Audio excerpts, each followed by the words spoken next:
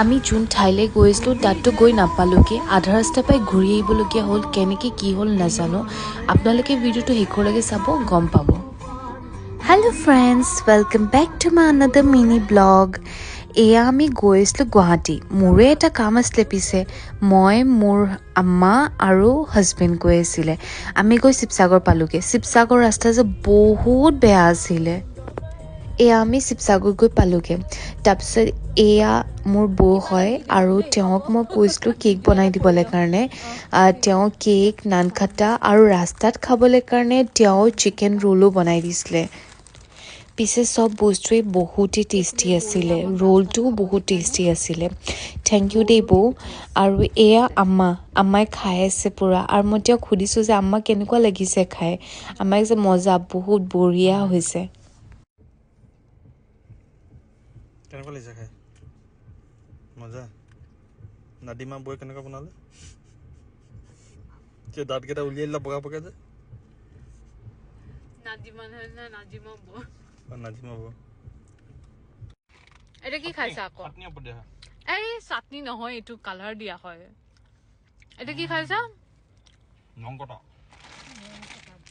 এয়া শুনিলে নহয় হাজবেণ্ডৰ কথা যি টি কৈ থাকে এনেই ফটো আমি এনেই কৰি থাকে আৰু এইফালে বনাইছে কফি ব্লেক কফিটো খাই লওঁ কাৰণ ৰাতিপুৱা জল্দিয়ে ওলাই অহা হ'ল ন তো সেইটো কাৰণে কফি খাই ল'লে ফ্ৰেছ লাগিব আৰু এইফালে তেওঁ মোক খুৱাই দিছে অলপমান আৰু এয়া আপোনালোকে চাগে চিনি পাইছে চাগে শিৱসাগৰৰ পৰা ক্ৰছ হৈ গ'লে আমি ইয়াতে সদায় মানে কিবা এটা আগবঢ়াই থৈ যাওঁ মানে এইফালে চাওকচোন ডাৱৰখিনি ইমান ধুনীয়া লাগিছে নহয় তাৰপিছত অলপ দেৰি পিছত যোৰহাট পালোঁ তাৰপিছত আৰু কাজিৰঙা পালোঁৱেই আমি তাৰপিছত মই মানে হাজবেণ্ডক ক'লোঁ যে গাড়ীখন ৰখাই দিয়াচোন মই চাম ওচৰৰ পৰা মই চাম বুলি ক'লোঁ কিন্তু ময়ে পলাইছোঁ দূৰত মানে ভয় লাগে মানে মোৰ চাবলৈ বহুত ভাল লাগে কিন্তু মানে ওচৰত যাবলৈ কাৰণে মোৰ বহুত ভয় লাগে তাৰ অলপ দেৰি পিছতে মানে মই যোনটো কামৰ কাৰণে গৈছিলোঁ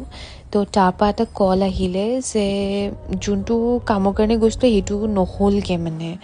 তো কি কৰিম তাৰপৰা ৰিটাৰ্ণ হৈ আহিলোঁ আৰু তাৰপিছত ডিনাৰটো কৰিব লাগিব এই ডিনাৰটো কৰিবলৈ কাৰণে আমি বলৱেশ্বৰ ধাবাত সোমাইছিলোঁ আগে পিছে খাইছোঁ কিন্তু এইবাৰ কিবা ভাল নালাগিলে